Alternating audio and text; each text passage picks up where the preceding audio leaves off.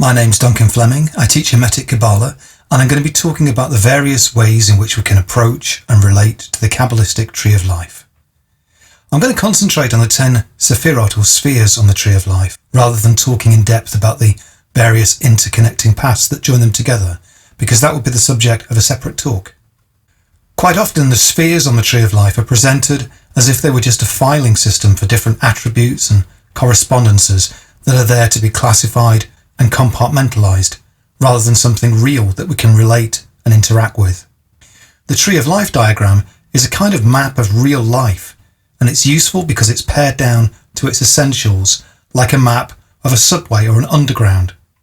The 10 sephirot or spheres are key attributes and emanations that appear like stations along the way on the journey from the formless unity of the ultimate divinity to the everyday world of the senses and the elements. But the map is not the territory. We mustn't get lost in map gazing.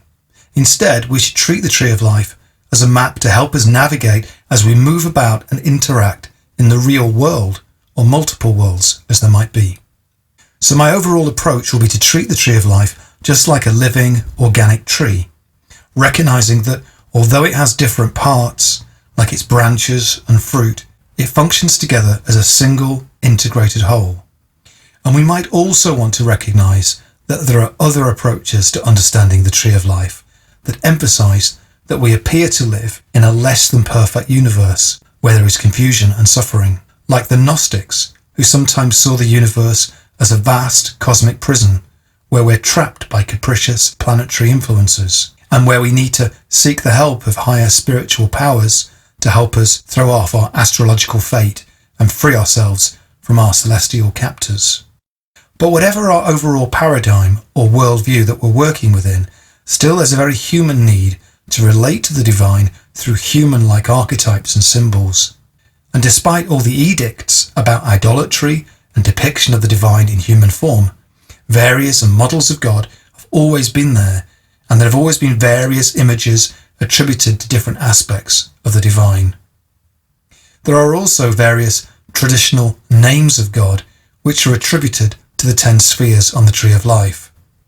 And these reflect different kinds of relationship, different interactions, different power dynamics, and different degrees of intimacy.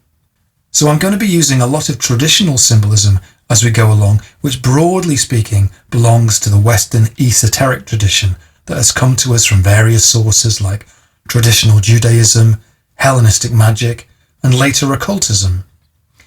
But even within Hermetic Kabbalah, there are many different flavors and versions, often with different attributions and correspondences for the spheres that don't always agree with one another.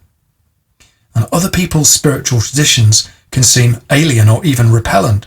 Sometimes it can be off-putting to hear about other similar but different versions of tradition, like having a holiday meal with somebody else's family who has different food and different customs. So I'm going to try and be both specific, but also lead back to the core archetypal experience so that we don't get too lost in all that detail. Because symbols are supposed to be more than signs. They're supposed to lead us back to a greater, more expanded understanding. The traditional symbolism of the Western esoteric tradition talks a lot about male and female. And this attribution of gender is based on very old ideas about the nature of maleness and femaleness. The book of Genesis says Adam is derived from male and female equally, and God says, "Let us make a human in our image, according to our likeness." And in various versions of the creation myth, the primordial human was formed male and female as one, and separated afterwards. It is also said that the soul is both male and female, but falls on one side or the other as it descends into physical life and becomes separate. And yet there's also a great deal of misogyny in old writing, which reflects the times in which it was written. In the body of writing known as the Book of Zohar, it is said that women practice witchcraft because the serpent filled Eve with its slime, and that because of this, women have a tendency to cleave to severe judgment and are therefore more evil than men. I won't attempt to defend this, but I will say that times and outlooks change over the centuries. Religious ideas and symbols are an attempt to make life meaningful and spiritual, and attempt to cast aspects of the known everyday world over the ineffable and mysterious out-of-reach aspects of spiritual life, like throwing silks over an invisible sculpture to reveal its shape. And these details from what life was like back then are preserved like insects in amber through the centuries as an artifact of those times. And so some of the adornment of the tradition becomes calcified and out of date. At its worst, it's retrogressive, like a cargo cult where the original meaning has been forgotten. So different spiritual traditions often preserve and enshrine repellent or out-of-date attitudes to women, to disabled people, to race, to sexual orientation and so on. And yet the underlying wisdom may still be valid. We don't need to defend or apologize for it, but we do need to be careful that we're not continuing to transmit those toxic ideas to future generations. Malkut is the last sephirot, which can be found at the very base of the Tree of Life. And the title Malkut translates into English as the kingdom. This kingdom is literally the physical world and everything in it. God is recognized as holding absolute sovereignty and dominion over the physical world. Indeed, the world as we encounter it in our earthly experience is actually God's body, or as the early Christians put it, for in him we live and move and have our being. And for this reason, when we approach Malkut, we ought to conduct ourselves as though we were meeting or addressing an earthly head of state, such as a king, queen, a president, or a prime minister. Now obviously there's many worldly leaders that are totally corrupt and who we would not want to pay our respects to. But in this case, we're responding to the Tree of Life in its most functional and positive aspects. And so it's best to approach Malkut with formality, clarity, dignity, poise, and in a business-like manner. And when I say in a business-like manner, I mean in the sense of taking care of business rather than any affectations about being partial proper. The magical image of Malkut is of a young woman who's wearing a crown and is seated upon a great throne. In this aspect, she represents the Shekinah. The Shekinah in traditional Kabbalah is the dwelling of the divine presence of God. She teaches us through silence and discipline to cultivate our awareness of the here and now. And this leads to an appreciation of the presence of God, of the simple unity that lies within everything that there is.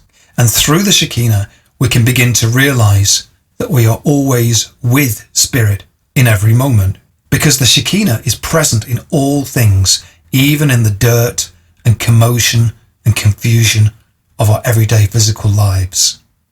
There's an old Kabbalistic parable about somebody that was so in love with a woman who lived in a tannery where hides are stripped in vats of urine to make leather, that it smelled like flowers to them. And this parable is supposed to tell us that God is with us even in this murky situation that we've created for ourselves. The Shekinah is also associated with the Sabbath, with the seventh day of creation and rest. And the Shekinah is also the bride of another sphere, Tiferet, that I will talk about later. A physical symbol of the Shekinah in the world is the rainbow. The rainbow was a sign or a reminder of a promise that was made by God that we would never be totally destroyed, which came after the Great Flood. The traditional holy names of God attributed to Malkut are Adonai Melech, which means Lord King, and Adonai Haaretz, which means Lord of Earth. In terms of our relationship with God, this is the most remote. It is distant, and there is a hierarchical imbalance. There's dependency. You graft for them. They own you. You are God's servant and God's property, and you are completely subject to God because it's not all about you. Of course, this attitude may be duplicitous or fake if you actually resent your position, or if you feel rebellious, asking, why am I not also divine? We also talk about the gravitas of a worldly leader, but there's also gravity itself, as in the weight of a stone. And there's a Kabbalistic tradition which says a foundation stone was cast into the abyss of nothingness, and it became lodged in the center between the above and the below, and from this, the world emerged. Malkut can also be related to as God in exile. There is the Gnostic story of the sorrow of Sophia, of wisdom that has become lost and forgetful in this darkly splendid place that we call the world.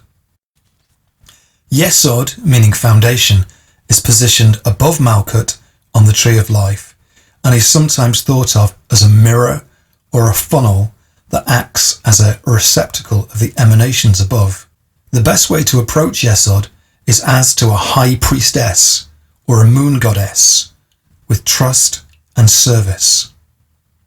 We might visualize the high priestess as like the tarot card of the same name, seated between the white and the black pillars of force and form, holding a partially hidden scroll of the Torah at the threshold of mystery represented by the veil. An alternative traditional image for Yesod is that of a very strong, naked man, like Atlas holding up the world. Because Yesod has two qualities, which at first seem very different. Immediately we encounter a fascinating place of imagination and fantasy, a world of dreams that fascinates us into strange flights of fancy. And while it is ephemeral and dreamlike, Yesod also provides a foundation or an underpinning behind everyday visible reality. Beyond the fleeting and ephemeral appearances, Yesod is said to keep a permanent record of everything, like the Akashic records.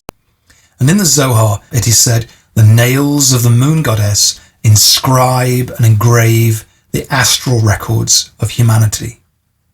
But Yesod also has tremendous strength. It's the kind of strength that you might get from finely woven silk rather than martial or rigid strength.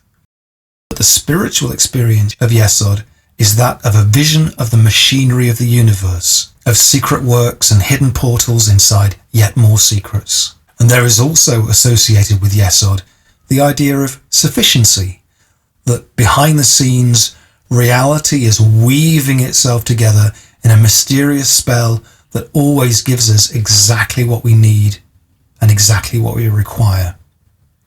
Yesod is like a stream from a river that flows down to nourish the Garden of Eden. And for this reason, there is an obligation of trust. Another attribution of Yesod is that of the Sadiq, the righteous, as in being in a right relationship with the divine. The traditional name of God associated with Yesod is Shaddai El Chai, which means Lord of Life. Shaddai is said to derive from the Hebrew word for breast, shad, and literally means many-breasted one. And so this denotes God as a provider, supplying and nourishing and satisfying all creatures with their needs, as a mother might look after a child. And so our relationship with Yesod is as to God the sustainer. There's an old tradition that all of our good days are woven together in a radiant garment to wear in the afterlife. Adam and Eve put on garments of flesh, and now we are on the path of return, and so we are making ourselves a soul, a vehicle, a new body out of goodness and exaltation. And our bad days are like missing fragments or threadbare patches on this garment of days, and without this garment one cannot rise from the dead. Yesod is also associated with the genitals, with sex, and with reproduction. In Kabbalah, the inner purpose of human sexuality is to regain wholeness and manifest the oneness of the divine. However, Yesod is also associated with the archetype of the dangerous woman, the initiatrix goddess, or the lascivious sorceress, like Lilith, the woman of the night, Circe, the Greek goddess of drugs and poisons, who is very sexually independent and can turn men into beasts, or Diana, the hunter, and other goddesses of the moon. Hod, meaning glory, is the sphere at the base of the pillar of form, and has to do with the fine divisions, separations, and distinctions between things that make the world what it is. Thinking of humans as a microcosm of the whole universe, Hod is the intellect and our capacity to categorize, join, and separate ideas like counting beads on an abacus to divide, dissect and measure. The holy name traditionally associated with Hod is Elohim Sabaoth, meaning something like gods and goddesses of hosts. Again, there is this idea of multitude and particularity. The appropriate approach is as to the great teacher, with alert attention, mental agility, persistence, and exactitude.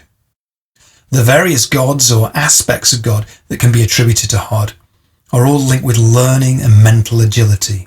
Thoth, the Egyptian god of the scribes, Hermes, Greek god of received wisdom and learning, and Mercury, the swift messenger with wings at his heels, and also all of the astrological attributions of Mercury. And Mercury is often depicted as a puckish, androgyne figure. The magical image of Hod is the hermaphrodite, both in the sense of the balanced androgyny of male and female qualities, but also because the name hermaphrodite is a blend of Hermes and Aphrodite, but also in the sense of self-impregnation, of that which brings forth the fruit of its own seed. As well as describing the emanation of the sephirot from the absolute one to the multiple, we can also see the sephirot as a process of ascent from Malkut back up the tree in a way that reflects our human development into adulthood. At the stage of Hod, we grasp a lot of facts. We think we understand the world, but it's all received learning. It is receptive, but not innovative. So the best that we can hope for in balancing and integrating this sphere is to try and be a good student and a good scribe, not in the sense of the ancient class of scribe priests, but in the modern sense of being clear in communication, attentive, present, and honest. Because Mercury is a trickster, and we have many stories in folklore about the ways in which to beat or outsmart the devil through the use of cleverness or exactitude in language and in our use of words. There's also a whole another subject about the use of language in ritual magic, such as in the construction of talismans or invocation and evocation of names, and how the power to name something can give us a kind of head start in our relationship with that being or entity, like having a direct communication channel. If Hod is like the intellect, then Netzach, which means victory, at the base of the pillar of force, is rather like the emotions. The appropriate approach to Netzach is as to the great love goddess, and depending on one's natural inclinations, that polarity may be sexual, or with a masterful equality, or as to an elder sister, or something else, but it's always a dynamic, powerful relationship that feels plugged in with an energetic polarity and flow, but which is based on respect and equality. The magical image of Netzach is of a beautiful, naked woman. And so there is an association with the goddess Venus, along with all the astrological attributions of Venus, and Aphrodite, the Greek goddess of love, beauty, and pleasure. Because it is so attractive and alluring, Netzach can also be unbalancing and tip over into projection, all-consuming desire, and selfishness. And so an initiation into the nature of Netzach involves an accepting of emotion, of really feeling love and allowing oneself to be fully engaged and immersed in relationships without retreating or being overwhelmed or subsumed. If Hod is like constructing an intricate ship in a bottle, then Netzach is like sailing a real ship over the high seas through all sorts of storms and tempests. And it's also about overcoming selfishness and beginning to transcend the smallness of the ego. Tiferet, meaning beauty, is at the heart of the tree of life, at the centre of it all, and is associated with harmony, balance, centrality, and wholeness. But I think to really understand Tiferet, we have to move beyond simple solar attributions like the sun and the sky and gold because it's pure and prized and untarnished, and look at what Tiferet is actually doing. The traditional approach to Tiferet is as to the priest-king with devotion to what he stands for. Rachamim means compassion, and it is used in old Kabbalistic writing as a title for Tiferet. But the experience of Tiferet is one of sacrifice. By means of the sacrifices, blessings emanate to the higher powers. Sacrifice raises human desire and unites lower and higher desires. But this process cuts out and burns away whatever needs to be let go of. There are 3 magical images associated with Tiferet, and they represent how sacrifice works. In the world of action, Tiferet is like a king, a master of the world. But to move beyond this, everything worldly is willingly given up, and Tiferet then becomes a sacrificed god. Somewhere in the core of all spiritual traditions, there is a cult of affliction, of Christ on the cross, or Buddha in the haunted graveyard, the ordeal, the burning and cutting away of all that is not true or permanent. And then, in the upper world, when the sacrifice has been made, then we have the symbol of Tiferet as an innocent child. And well, what is this child? It's the obvious and the original, simple experience of being. In some ways, it's incorrect to call the Western mystery tradition hidden or occult or esoteric, because it's actually freely available to anybody who cares to devote themselves to understanding and experiencing the divine with an open heart. And the core experience of Tiferet is of coming back to the obvious, of being wedded to life, at the centre of it all, where we have always been. The sublime meaning is what is in front of our eyes, coming back to the obvious, but wider and clearer than before. Of course, it would be delightful just to stay and live in Tiferet and bask in the sunshine and self-transformation, but there's more to life. Gevurah means strength, and it's at the centre of the pillar of form. And so it has to do with judgment, hard boundaries, unbreakable structures, and cosmic eternal laws. So the appropriate approach to Gevurah is as to the great judge, with courage and precision. The magical image of Gevurah is of a warrior seated in a chariot. And yet Gevurah is not all about war, even though it does have some of the qualities of the planet Mars. So we might ask ourselves, what violence does the state yield? It can end your life in some countries, or at the very least, take away your freedom and imprison you for life. Gevurah can be dispassionate. Other titles of Gevurah are judgment and fear or awe. Imagine that you are on trial. The angels of Gevurah will weigh your soul on the scales of justice and may rip you to pieces, because an overplus of judgment leads to cruelty and evil.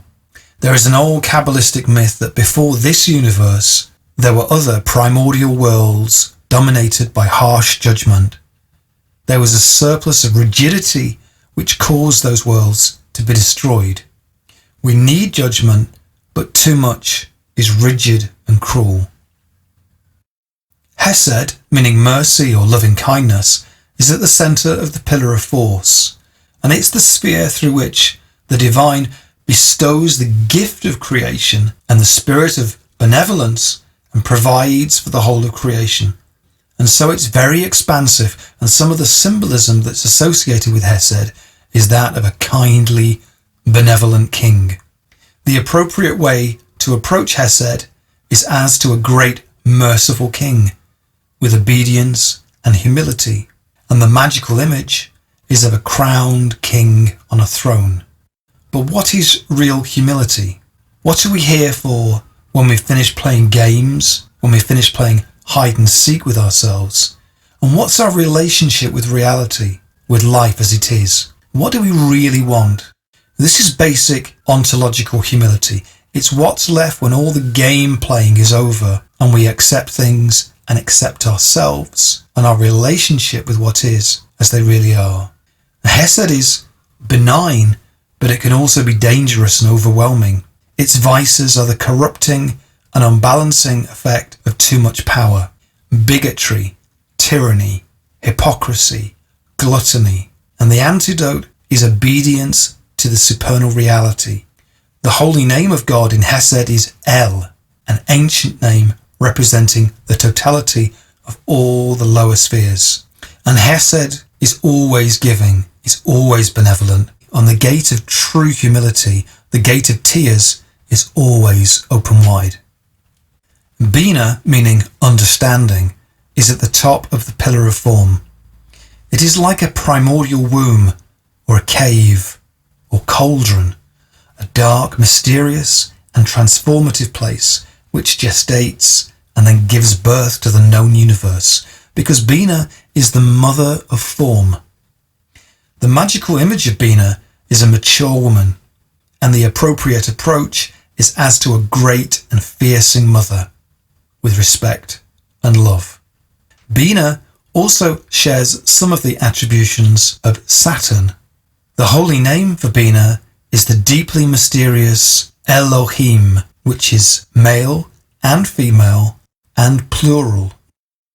Another name for Binah is Maria, the bitter sea. What is the bitter sea?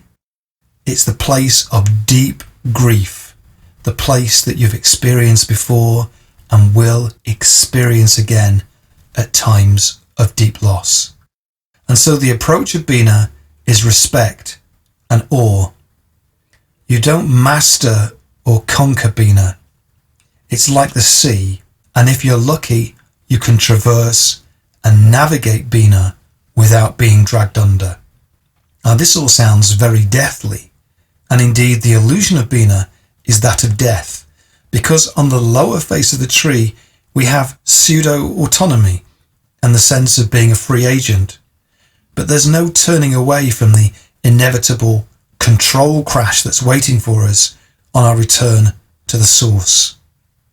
In Binah there's a realization of personal non-control with respect to space and time, and this is scary big stuff, and so we need to approach the great and fearsome mother with love, because what she is what we are at our core, and it cannot be destroyed or killed because it is eternal.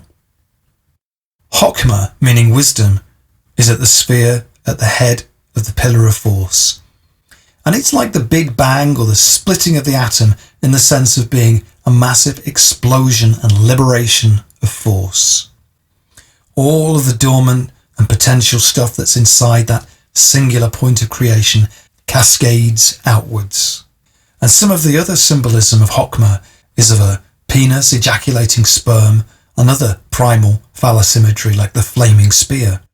The image of Chokmah is of a bearded man, and the appropriate approach is as to the father of wisdom, as if a humble child. But the spiritual experience is a vision of God face to face. Proclus described this as the mind of the Father riding on the subtle guiders which glitter with the tracings of inflexible and relentless fire. The holy name of Chokmah is the Tetragrammaton, the four-letter Hebrew name of God, sometimes given as Yehovah, the Yod, He, Vav, and He. It is the sound of the creative pulse, going from force to form, existence to non-existence. It comes out of nowhere and then back to nowhere, running and returning. And beyond this, little can be said. Kether is the first sephirot at the top of the tree of life, and it means crown. The appropriate approach to Kether is as to the supreme spirit, with reverence. God lies beyond speculative comprehension, and unity lies behind all creation and separation, and it's the source of everything. However, the divine is not unknown because it's our original experience, our original condition. The book of Zohar says God is revealed in all things because he is immanent in everything. The traditional magical image of Kether is of an ancient bearded king seen in profile. And the holy name attributed to Kether in antiquity is Ehyeh, which means I am, or I am that I am, or I will be what I will be. And so the experience of Kether is of actually being one with God. And the experience of unity is central to the mystical current in all spiritual traditions. Because here, all paths unite as symbolism falls away. Here we remember our original face.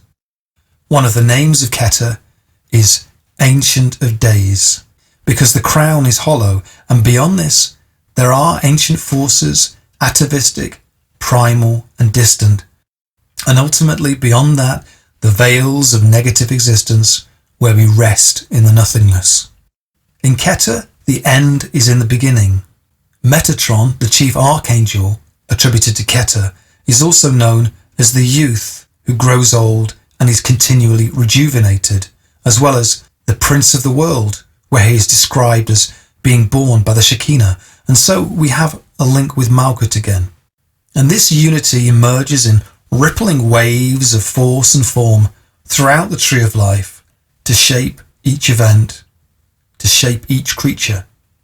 And in this very moment, we are formed from the eternal unity of the divine and the limitless expression of life.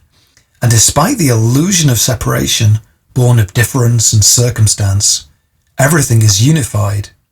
This world is just as holy and pure as the unbounded resting of the divine in the supernal heavens above. And even though we're simple and forgetful creatures, we can recognize and experience this unity. Everything in our experience is made of this unity, and so we can let go and luxuriate and recognize with complete acceptance and simplicity if we want to, because it's what we truly are. And even our doubts and fears and everything that we reject as not pure or spiritual or hating ourselves and others is part of this unity too. And there's no escaping it. We're all bound together as one, and we have always existed and will always exist in this unity. And for that reason, we must approach the divine with reverence and love.